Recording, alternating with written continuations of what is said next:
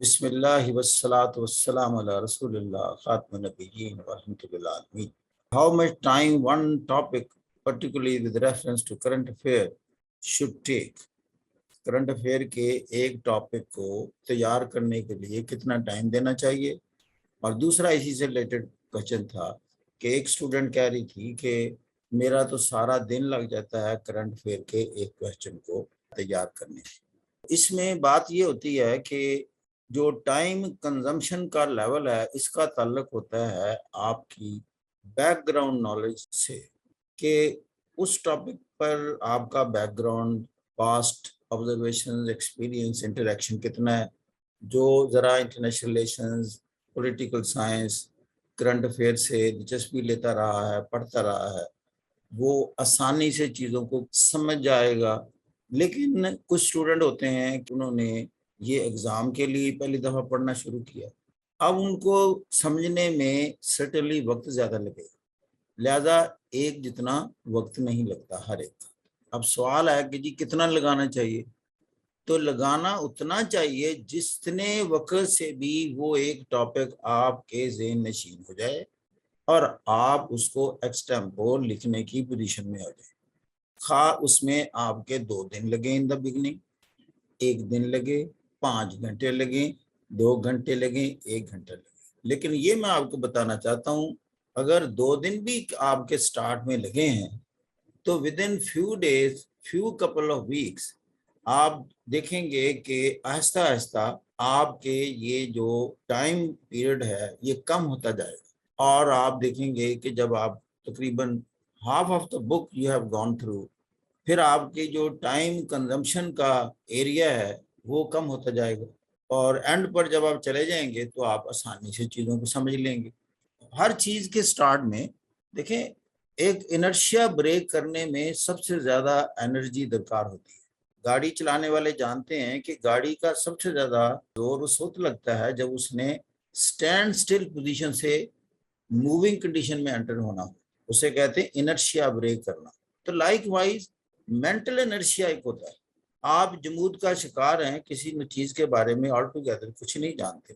اب ایک دفعہ پہلا لیکچر سنا، ممکن ہے آپ کے سر سے گزر جائے.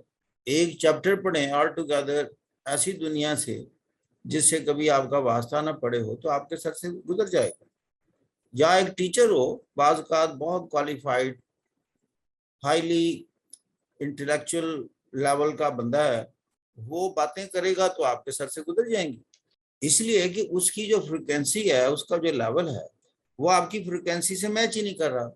اسی لیے ٹیچرز اچھے وہ ہوتے ہیں جو اپنے آپ کو ٹیون کرتے رہتے ہیں، فیلر کوشچن چھوڑ کر کہ اسٹوڈنٹ کا لیول کیا ہے. اگر آپ کی میری اس طرح کلاس ہو سامنے، سب سے پہلے میں ایک کوشچن کروں سادہ سا اسی ٹاپک سے ریلیٹڈ کہ آپ اس کے بارے میں کیا جانتے ہیں. 2-3 اسٹوڈنٹس کے جب میں ویوز لوں گا تو مجھے سمجھ آ جائے گی کہ cross section of the class کیا بتاتی ہے. اس میں کچھ لوگ بیسک سے زیادہ نہیں جانتے، کچھ لوگ کچھ جانتے ہیں، کچھ بہت اچھا جانتے ہیں.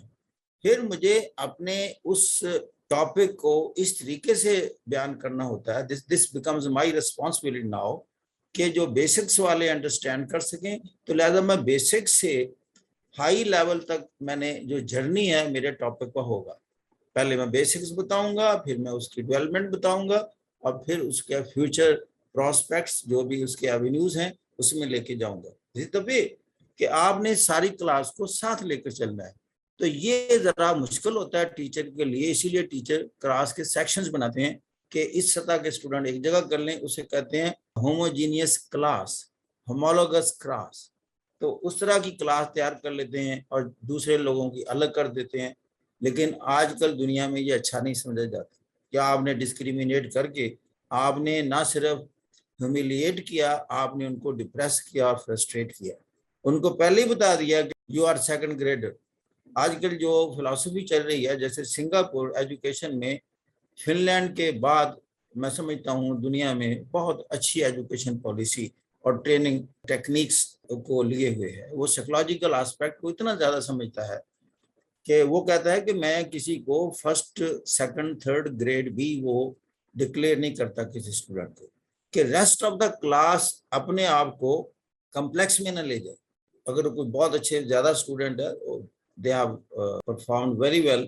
جو لیسٹ پرفارمنگ بھی ہیں ان کو بھی کہتے ہیں they are improving a lot, they are doing wonderful, and we hope they will be really an asset to this institution within a shortest possible time. They are improving very fast.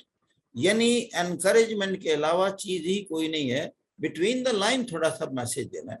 تو لیکن یہ جو marking کر کے بندے کو اوپر نیچے کرنا اور گریڈنگ کر دینا, یہ ویجیٹیبل اور فروٹ نہیں ہے جس کی اس انداز سے گریڈنگ کریں.